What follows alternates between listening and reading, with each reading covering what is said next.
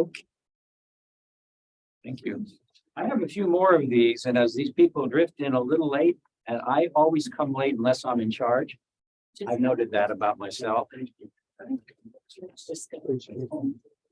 You ever had a problem, those of you who are in some kind of speaking? Thank you. It's a terrible habit. But I was here early, but if I hadn't been, I'd be sticking my head in the door right now, so I joined those people. So all of you should have a copy of what I put together as kind of a map. Oh, you snuck in too. You won't share it. I know that you don't necessarily have something to write on, but you might. This gentleman who's just wandering in here, he has the last copy. Could you pass that back to him? Good. Did that mean you sit on the front row? Yeah. Okay. Okay. Unfortunately, I gave you my copy. I'm gonna...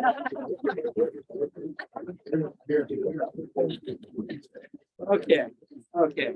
So my thought today is to acknowledge the challenge of teaching separate teachers who aren't here to know what was said before. I'm in a class where there are 3 teachers and I really try to be there. I'm not there today, but I try to know because I learned so much from other people. And I have a very bad habit of working on my computer all while other people are talking. I can't do that today. So if anybody wants to take notes that are in addition to what's on here on the slides and send it to me, I'd appreciate it.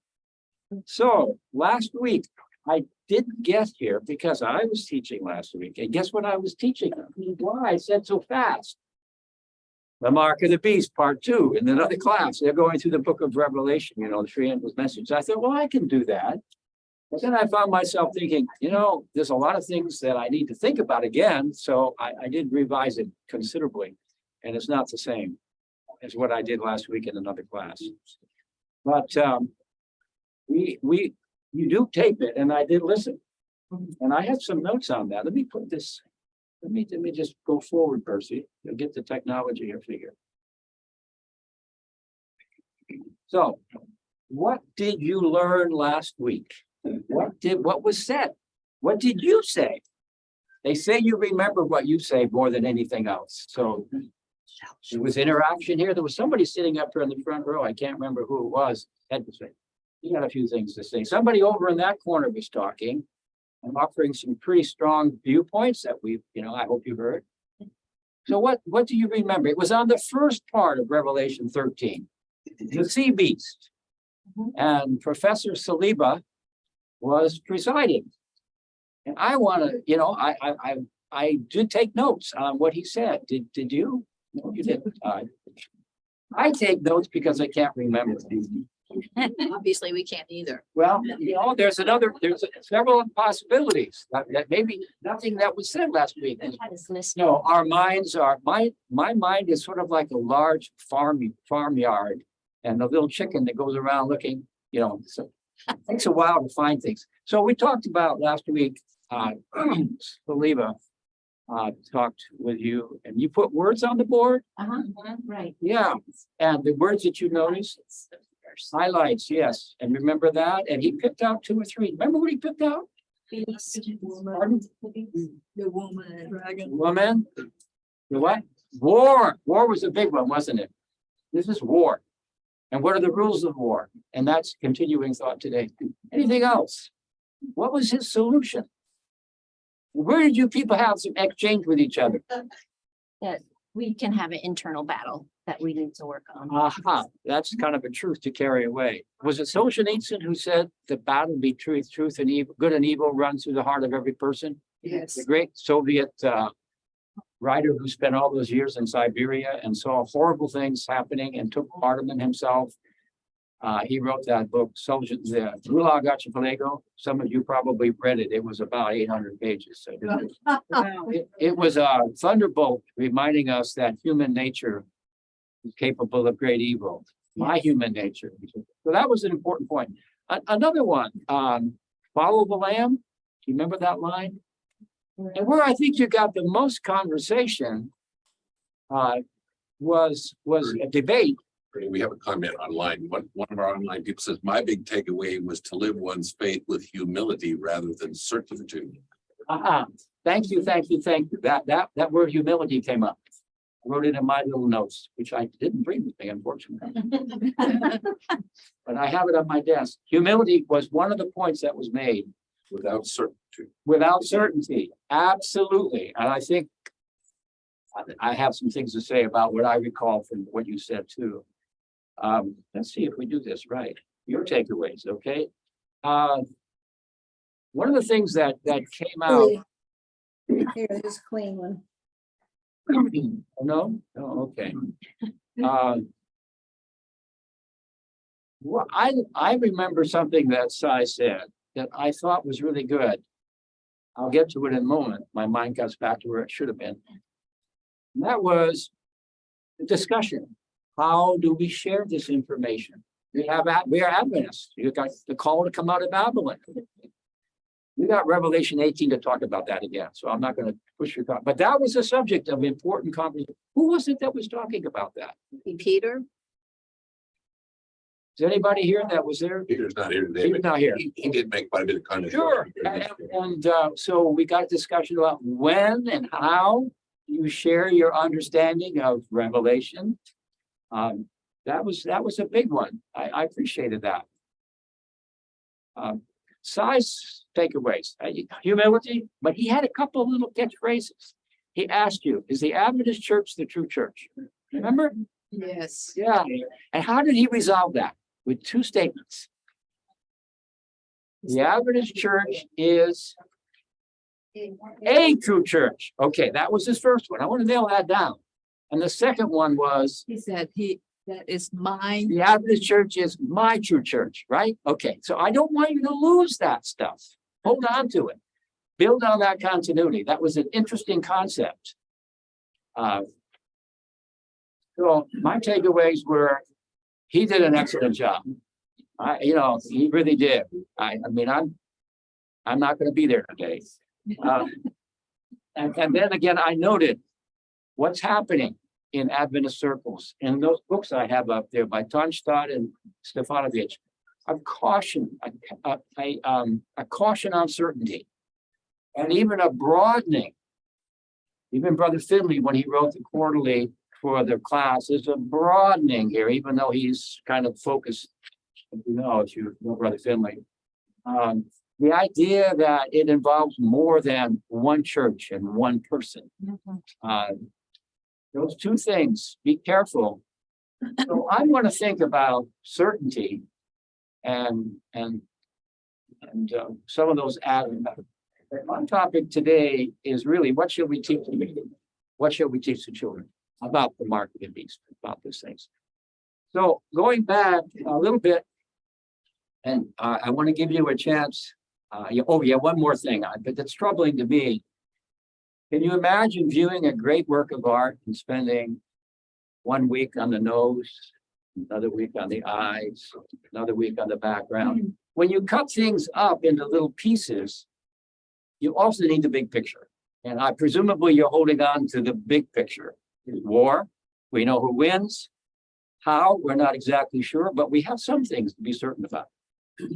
So that's the challenge. If you just show up here 1 week, like I do, I'm at a disadvantage in knowing some of the things that you've worked your way through. So forgive me if I repeat something. So I see some abiding issues that we think about. One is the one you talked about last week.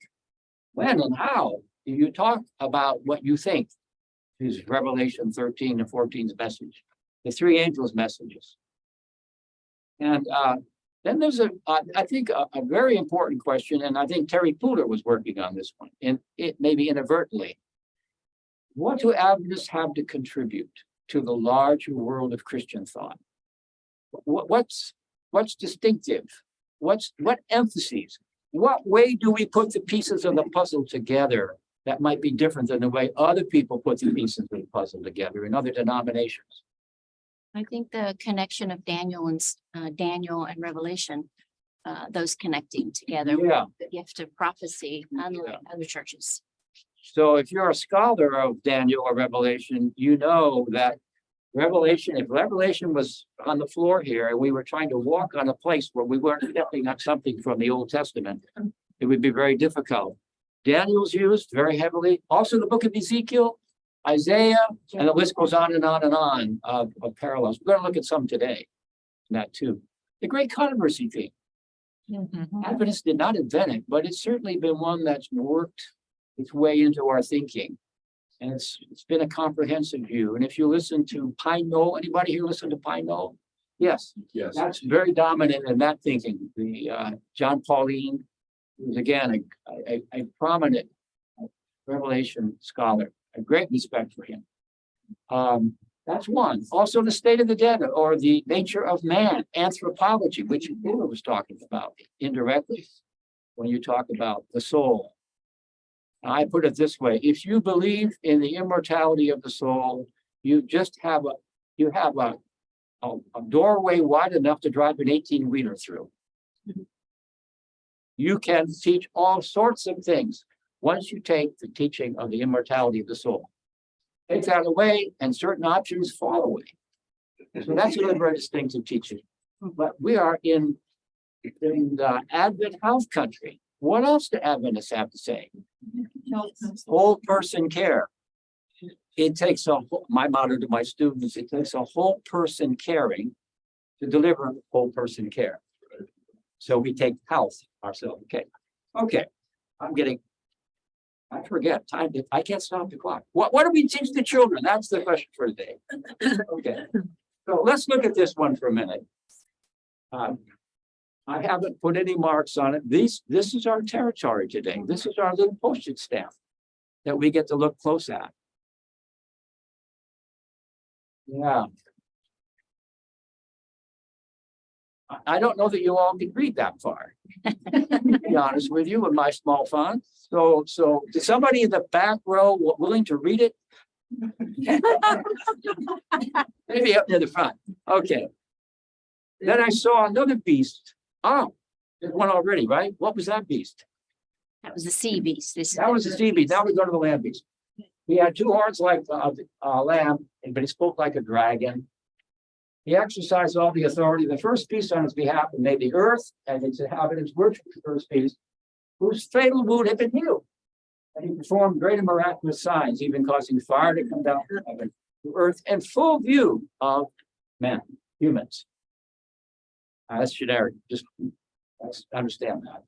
Because the signs he was given power to do on behalf of the first beast, he deceived the inhabitants of the poor earth. That was another thing you noted last week. The emphasis on deception, right? Right? Okay. See, part of my job is to review what you've already studied. Okay. He ordered them to set up an image in honor of the beast who was wounded by the sword and yet lived. There's some wonderful seats right up here, and I will you should come up here and join me. Given power to give breath to the image of the first beast so that it could speak and cause all who refused to worship the beast to be killed. He also forced everyone, small and great, rich and poor, free and slave, to receive a mark in his right hand or his forehead, so that no one could buy or sell unless he had the mark, which is the name of the beast or the number of the name. Kind of confusing there. This calls for wisdom. If anyone has insight, let him calculate the number of the beast. What is the man's number? The number is 666. That's it. So what stands out in that? When you see that, what leaps out? Just don't have to give a lengthy description. There are two kinds of people. Lamb-like. Lamb-like. Okay. I think you have the Myers-Briggs temperament type inventory, MBTI. Yeah. There are two types of people when it comes to intuitives and sensing. Intuitives see the big picture, sensing note the details. We need both because the details point out the big picture. So maybe you're an I person, an intuitive, or Myers-Briggs, it's N, or maybe you're an S person. What do you see in these verses? Yeah. I see such deceit. Oh, okay. Deceit is a disease running through it. I see Satan taking everything that Jesus did and turning it into his story. So Right. I find it to be. I'm very going to deceiving. hold on to that. We'll work with that one. So you're looking at a big picture. Well, I'm kind of both.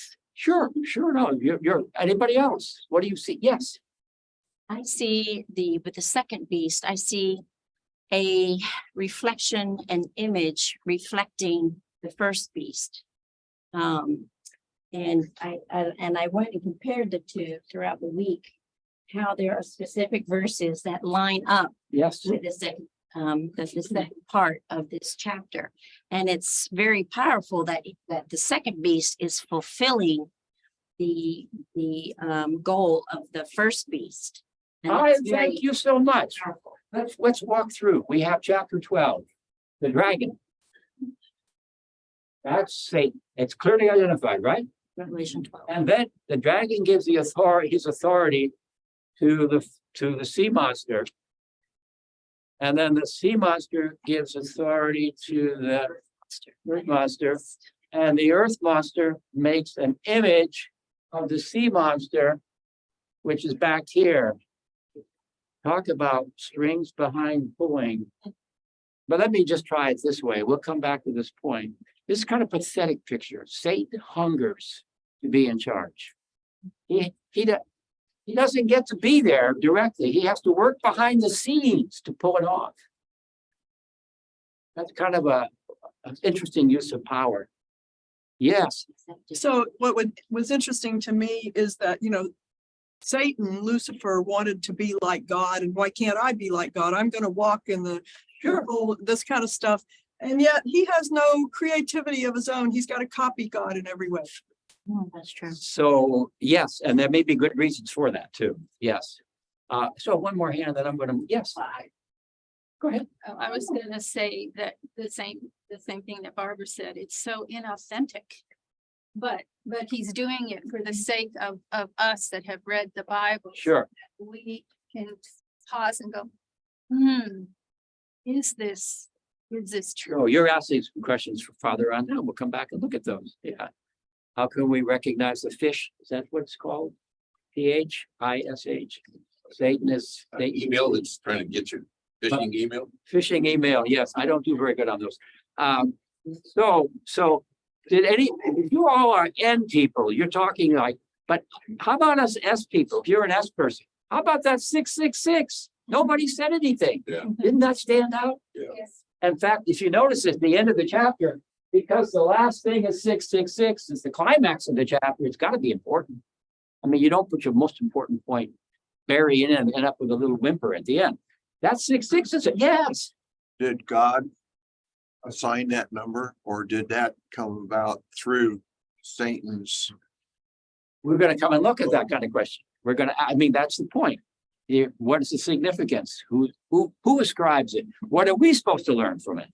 Yeah. Did that person say I'm 666? Or does the writer of Revelation say, you need to know that's his number? And I think that's so that would be important, wouldn't it? It comes at the end. Mhm. The last. Can you hear the speaker getting up there? 666. Oh boy. So don't overlook the reality of the specific. Okay, It now says if you have insight, you'll be able to calculate it.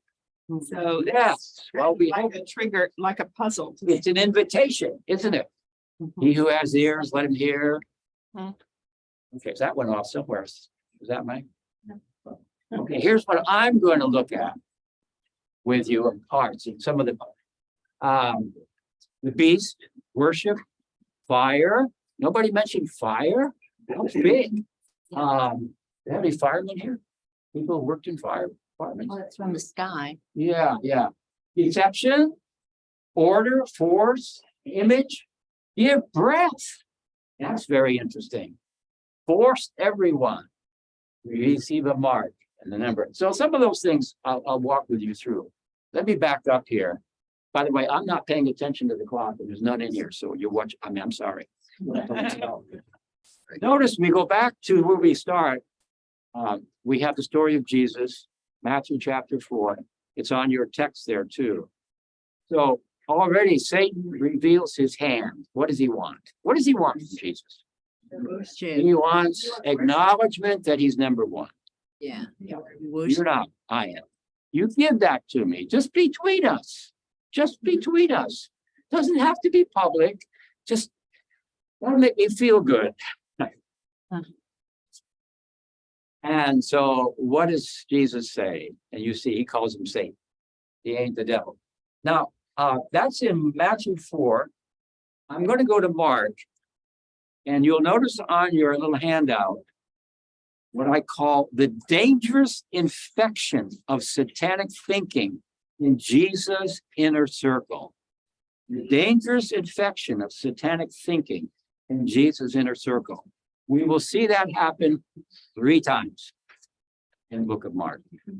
For about 15 years, where I was teaching before I came here in 2001 in Florida, I was at Walla Walla College then, now university, and it was my privilege to teach engineering students and other upper division students the book of Mark for a quarter, for about 15 years. I lived in the book of Mark. You understand what I mean? I ended up learning to not read the commentaries until I listened to Mark over and over again. And one of the things I noted in the book of Mark is that it's a power gospel. It's the only gospel in which Jesus loves one person. In the other gospels, he looks on people, he loves them. In the gospel of Mark, Jesus loves a young man who walks away from him. It's written for the church, I think, at Rome, and Roman political thinking seeps into people's thinking. We can't help ourselves. The world flows in our minds. So the book of Mark has at its core an illustration through Jesus of how power is used and how victory is achieved. But first of all, Jesus in chapter 8 is just telling them he's going to Jerusalem to die. And you remember, look at that. Now, this is what's interesting. Peter, who's the elder one, and he's kind of like Jesus is his junior. He's going to have this young man get his thinking straight. Look, we are following you. You're going to be the king. Don't whip out now. You're going to do it. Look at the miracles you've done. We don't know what Peter said, but he rebuked Jesus, right? So what's significant? Let's and ask people with me. Jesus turned and looked at who? The whole group. This was for their benefit. He wasn't just looked at the whole group.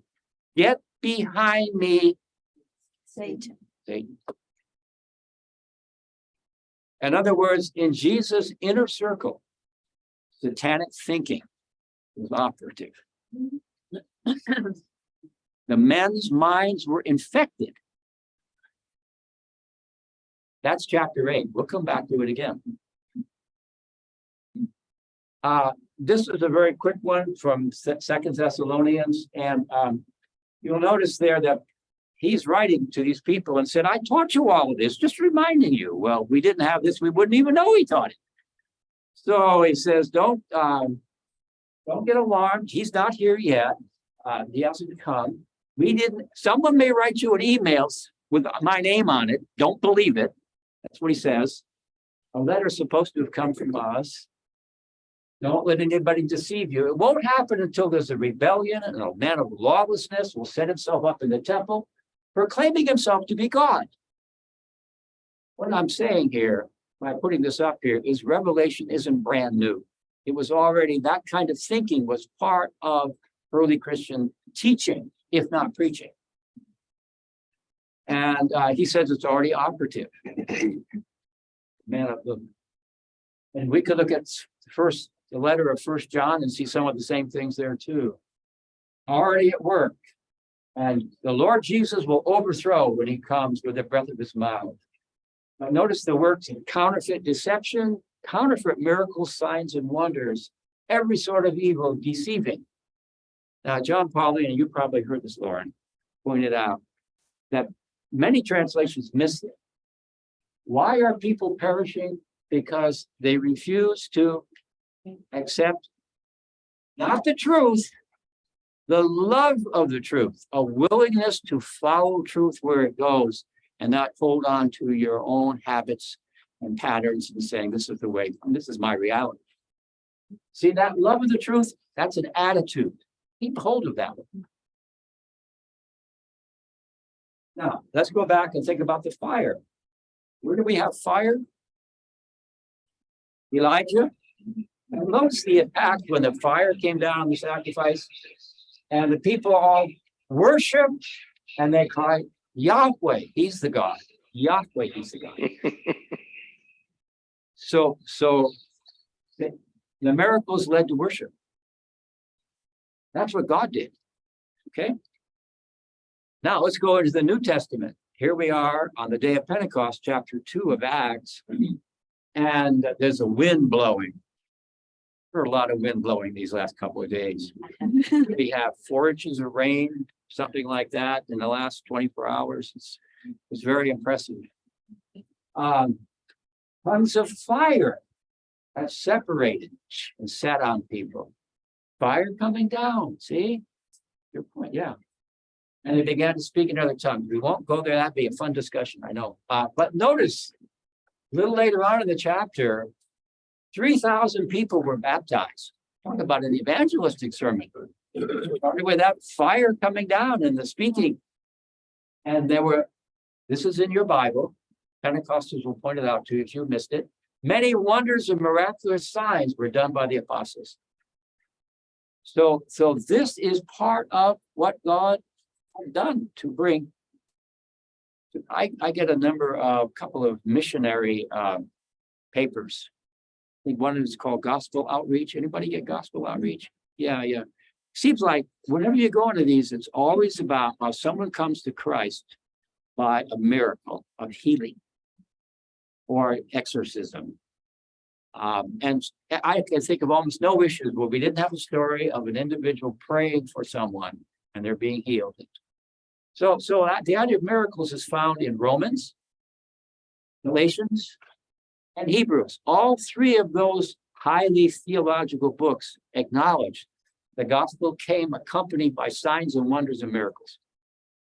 I can give you the passages, you can find it yourself. Can you think of 3 more theological books than those? I don't. Okay, and then so that's on the fire. How about this image? What lies behind that one? So God created man. That has to be generic man. I'm quoting from the translation. It's generic man. It's not male man. It's generic man. Because look, the reason why I can say that is because male and female are different words. And you see right, he created him, male and female. So he's talking about mankind. Even the word human has man in it. I mean, we can't get away from this. This 3-letter word that shows up everywhere, ladies. I'm sorry. But notice in chapter 2, he forms man and breathes into his nostrils the breath of life. Man becomes a living soul. And then, so that's the image of God is here. The challenge is to not worship this image. Other human beings. Now, we also have the 10 Commandments, where you have God saying the very first of the 10 statements, 9 commands and 10 statements. I am the Lord your God who brought you out of the land of Egypt, out of the house of bondage. And then skipping down to a little further on, you shall not make for yourself idol, you shall not bow down to worship to them. That's chapter 20 by 32. Look what they're doing. They have bowed down to it and sacrificed. God's talking to Moses here and saying, these are your gods who brought you out of Egypt. These are your saviors. So already we're seeing here a contest as to whether or not we acknowledge who the real Redeemer is. And that's the theme in Revelation. And then, of course, we have Nebuchadnezzar. He doesn't tell us what the image was, but we have an idea, don't we? Because earlier there was the male guy, king, who gold, silver, bronze, and so forth. And so Nebuchadnezzar says, I'm going to make one of solid gold. Never mind all those inferior kingdoms. It isn't important what it was. It's just the fact that it was to be worshipped. And the king commanded worship. A powerful king commanded worship. Remind you of Revelation, doesn't it? We know the story. We must, yeah. Commentaries I read, non-Adventist commentator, made a big deal. In fact, it was 60 cubits high, 60 cubits wide. It was the seven. We'll come back to that. when We get to six. Okay, Yeah, that's very important. But the Babylonians had a six system, Yeah. like the clock, 60 seconds. We still have. Try to teach children how to tell time when we had a clock. First grade challenge. How do you teach children? I tell you, it's hard to teach university students the difference between 12 a.m. and 12 p.m. That's really confusing. Because 12 a.m. is when you're sleeping, 12 p.m. is when you're awake. Yeah, it's coming up here, isn't it? Okay. There's some good seats right up here. You're welcome to join me. Again, come on. Okay. I said, well, I just have to go to the very front of the I room. know. Come on up here. I brought my exercise shoes. I am ready. Okay.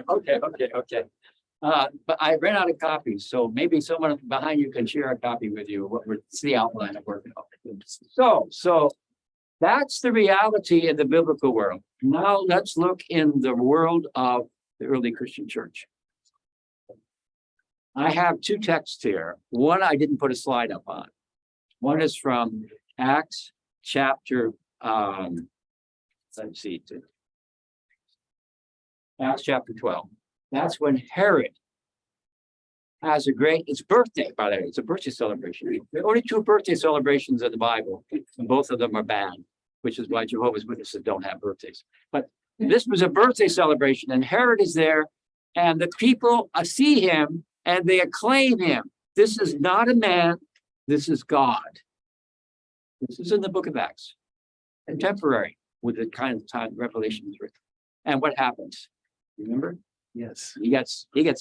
He's stricken down Yes. with worms or something, whatever worms. I don't know how the worms did it. Anyway, so that's the thing about the image. We have some, let me go back and take a little look at Trajan here. Trajan is the emperor. Pliny is the go-to person to restore order in a rebellious province. He's got military, political, and economic powers.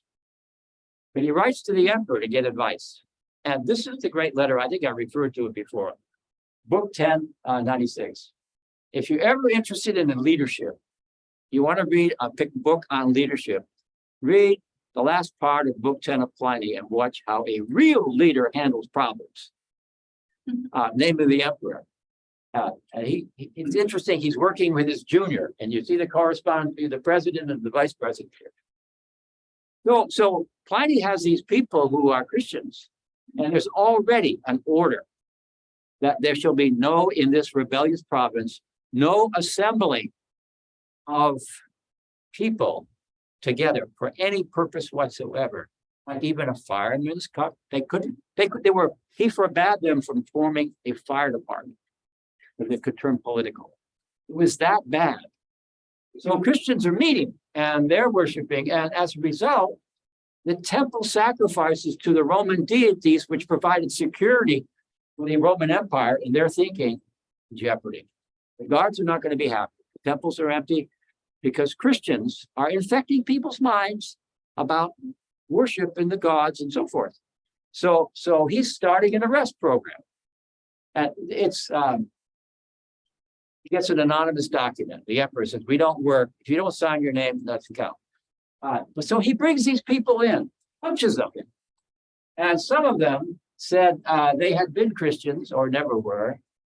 And they showed that to me when they invoked the gods in words dictated to me. Repeat after me, he said. And they did, They offered prayer with incense and wine to your image.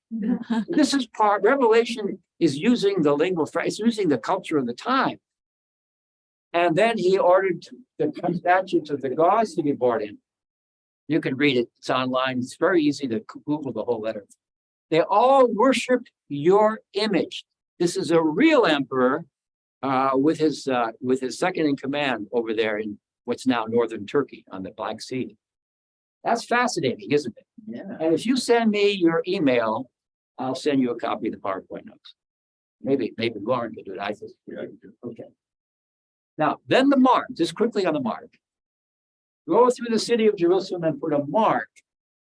Now, this is one of the more challenging texts in the Bible. I mentioned there, there's some parts of the Bible you don't want children to read. This might be one of them. This is in Utah today. They're getting the Bible banned because it has stuff like this in it and other stuff. Put a mark. And this is God speaking. Follow him through the city. Put a mark on the heads of those who are who lament what's going on. Our world's going to pieces. Terrible things are happening. All the others go through and kill without pity or compassion. That should be slaughtered, not water. Yes. Yeah, there's another one. Slaughter old men, young men and maidens, women and children. Kill them all.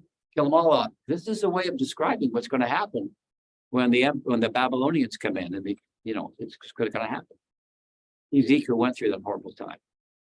But don't touch anyone who has the mark. So the mark indicated safety. The same with the blood on the doorpost. So now, to make your point, mark of the beast is again an imitating a mark. These are the people who get food. The others get killed. It comes right out of Ezekiel. Imitation. Excuse me. Yeah. What about, is there any relation between Cain and this mark too, and safety? That's another one. Very good. Thank you. I should have put it in there. It'll be in the next edition. Put your name in the footnotes. Okay. Now, the other thing about the hand and the brain, head, look at that in Deuteronomy. There are several places. Now, what I want you to notice is how this is done. And you think of how Jews practice this today. They have the Shema in the doorpost. Yeah. And you see them bind them a sign on your hands and bind them on your foreheads. This is biblical. This is what God said. Why? So that they will end up to be written on your heart. The heart's the goal, not the hand or the head. The hand and the head are just avenues for the heart. These commandments, by the way, this comes, right after the second round of the 10 commandments. Deuteronomy chapter 5 has the 10 commandments again.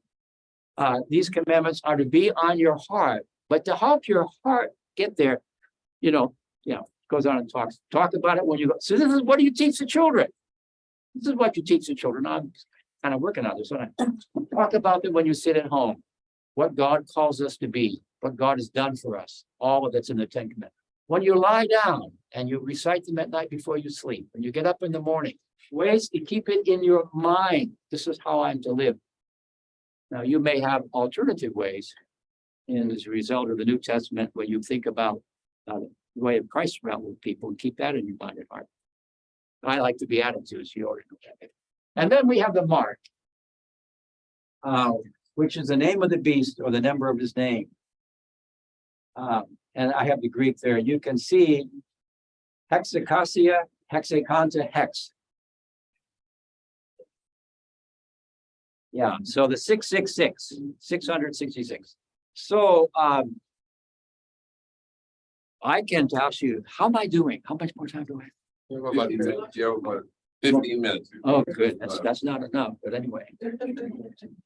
You will notice that both of the commentaries, the one that you're using, the smaller Stefanovich commentary, as well as the bigger one I have, as well as Tarnstadt, they move away from what I grew up with. Vicarious Filii Dei. Yeah, I did. You had to say those words, didn't I? You knew. Yeah. By the way, Ellen White didn't put that in Great Controversy for those people who need to know that. Speaking of Great Controversy, this could be a discussion. 6 million trees will produce 1 billion copies by the end of 2024 for worldwide distribution. Talk about that. So the question is, in certain cultures, the letters of the alphabet also served as names. For example, David, David, Dalet, Vav, Dalet, David, 3 consonants.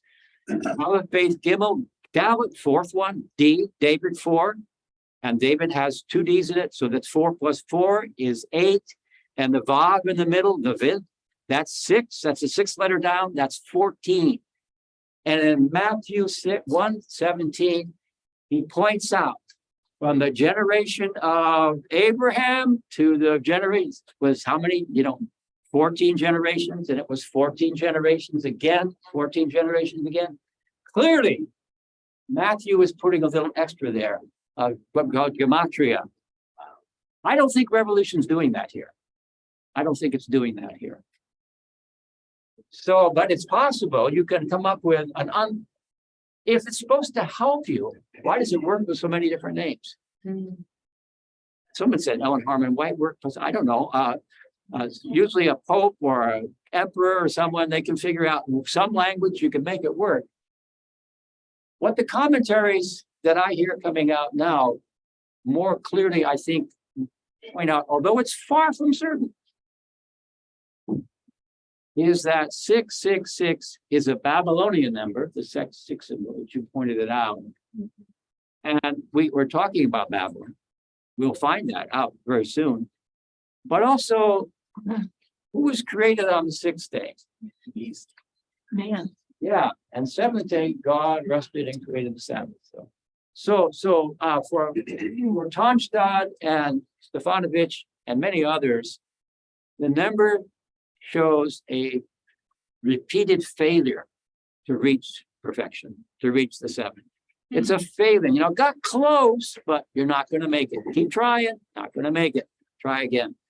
And so, you have the 3 beasts. So it's interesting.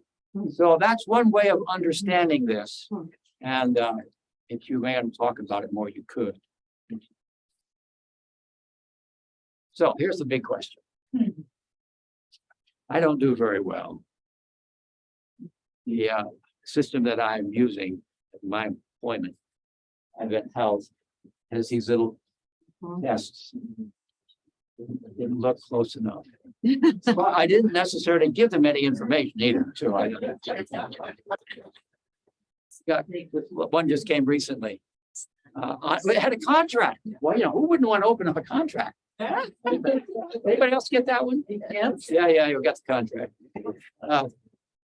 So how do you discern the fish? That's the real question. If it's deceiving, how do you know? And I'm going to offer the possibility of an answer, and it's more well presented here. Boy, I'm not running out of time. Ooh, here. Miracles? Does that help you know whether you got the real deal or not? No. We already saw that, didn't we? Right. The use of force or coercion. I want to suggest that what makes, to use traditional Adventist thinking, when the quote Sunday law comes in, if you want to think of it that way, and you're forced, it's force. I grew up in a country that had Sunday laws, and many of you my age know that we had Sunday laws. You couldn't buy certain things on Sunday. You couldn't do certain things. That's happened. I grew up in New England. We used to go to New Hampshire to shop on Sunday because Massachusetts had Sunday laws. Yeah, okay. Okay, so I want to suggest that that's an important point. Whenever someone uses coercion to support religious belief, beware. Beware. I got this quotation from Ellen White's writings. No one is to control another's mind, to judge for another, to strive his duty. I like what a doctor got. He got a testimony from Ellen White. I think it's volume 7. He married a younger woman. He was a doctor, and they both were strong-willed. And later on in that letter, which I think you should read, you will when you get to Ephesians, I hope. She says to him, "My brother, your wife did not consent to be your wife so that you might rule over her, but that you might serve her." Ellen White actually said that, she has a mind of her own. She should be able to think for herself. So, that's been hard for men to accept. So we start right here. This is a basic principle, a spiritual principle. Each person is accountable to God. Now, men have a little joke. What our joke is, yes, we get to make the decision, but We make the one we're told to make, so. We won't go there. That's gone enough that. Then the aim for domination to be number one. And I'm going to trample on my own toes here. And keep paying attention to see whether those Rays are going to stay close to 700% on these wins and hold up there. You know, they're doing the best of anybody in the major leagues right now. A low-paying team over there in Tampa. So I admit, I want to say, how did the game go? You know, I want them to win. We all have that in us. I was very small. I'm still small now, but when I was smaller, you know, I was always the last one picked and played right field. But nobody ever beat me up the mountain. And when it came to sword drill with your Bible, I always won. So we know if we're competitive, who we are. I like to think competition is the waves on the surface of a deep sea of cooperation. So, and then these things about God's grace working on your heart, you'll see spiritual life. No one is to control another mind. This is from Desire of Ages. To prescribe for another's duty, freedom to think and follow his own conviction. Same one. You did it twice. That's pretty good. This is the one that has been impressive to me. We resort to compulsion as far as we're able to force others to comply with their ideas of what's right. I'm not going to get political here, but just pay attention to it. We have this tendency when we're in charge to make sure other people have to do it our way. This is what the Jews did in the day of Jesus and what the church has done ever since. You thought whenever it's lost its power, you think of the whole history of the colonization of this world by Christian countries. It's not a pretty picture. No, it's not. And we think of it, notice, finding herself destitute of the power of love. That's the real power. She has reached out with a strong arm of the state to enforce her dogmas and execute decrees. Here's the secret of all religious laws that have ever been enacted. And the secret of persecution from Abel onward. On the contrary, Christ does not drive but draw. Does not drive but draw. That's worth holding on to. Don't drive but draw. When the church seeks the secular power, it's evident she's devoid of the power of Christ, the constraint of divine power. I want to suggest that is a fundamental principle of the beasts. They use the power to coerce conscience. And again, I have to tell you, I can give you the records. You know, we live with this today. We live with it today. Hundreds of years later, the issues still go on. And some of my students have lost some of their faith in organized religion because of the ongoing revelations of the abuse of power in Christian churches. Now, this is one, I hope I have time to have you look at this one. This is from my favorite Ellen White book. It's little, it's small. I have multiple copies. I think it's great. The independence and self-supremacy in which we glory are seen in their true vileness as servitude to Satan. This is one of the strongest things I've seen. Human nature is ever struggling for expression, ready to contest. You pulled in front of me. But he who learns of Christ is emptied of self. This is the idea of pride and self-love. Self is yielded to the disposal. We are not anxious to have the highest place, or if you might put it, to be on the front row of the photography.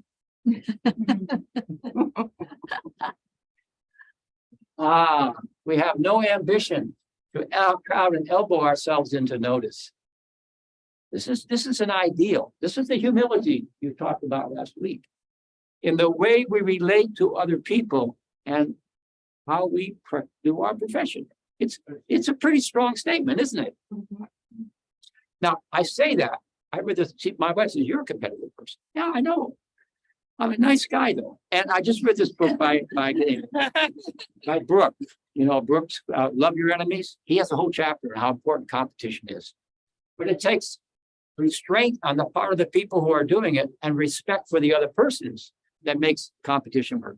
Otherwise, it's dog eat dog. Okay.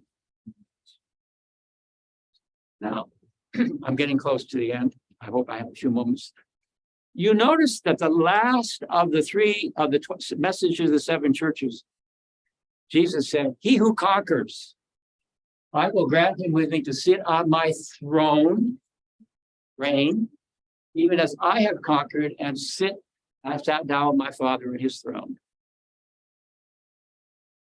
How do you conquer? It's not only how do you detect the fish, but how do you conquer? How do you win? In the context of Revelation, it's their word. It's how they spoke, how they lived, and how they died. Nowhere in the book of Revelation, with all its gore and violence to the people of God, ever take up a weapon of physical violence. It doesn't happen in that book. That was a revelation to me by, I think, a Mennonite commentator on Revelation. We win by, how did Jesus win? He died on the cross. Now is the ruler of this world cast out? Yeah, okay. So let's go back to the three times. This is the second one. So round two, we're in Mark 9 now. We started Mark 8, Mark 9. Jesus, the Greek is interesting. They're walking along. Jesus keeps on trying to tell them, and they keep on trying not to listen because they are afraid.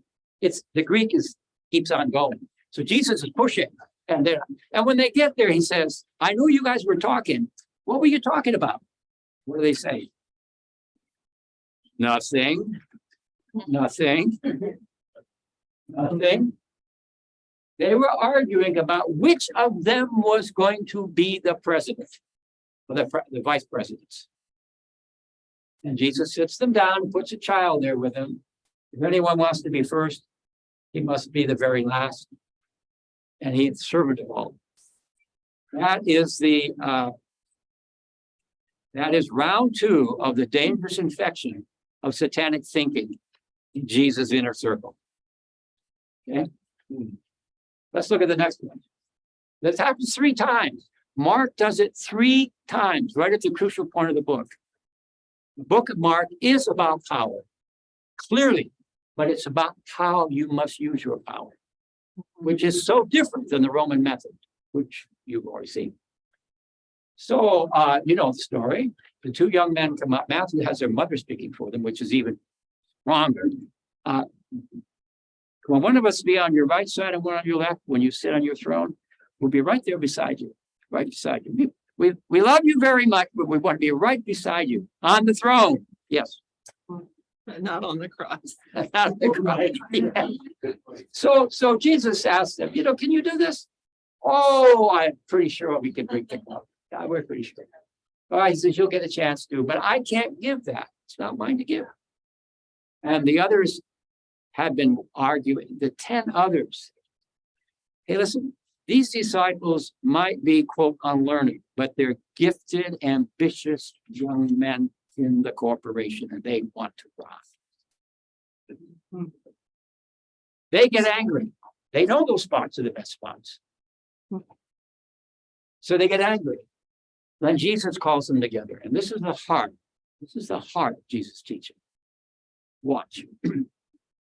Now, I'm going to give you in the traditional translation, then I'm going to give you what it really says in the Greek that these guys goof up.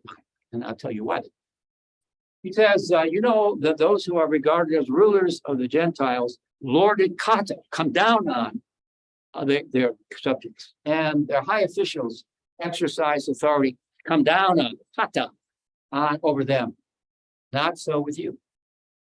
Instead, whoever wants to be great among you must be your servant, and whoever wants to be first must be slave of all. That gets 2/3 of the way there.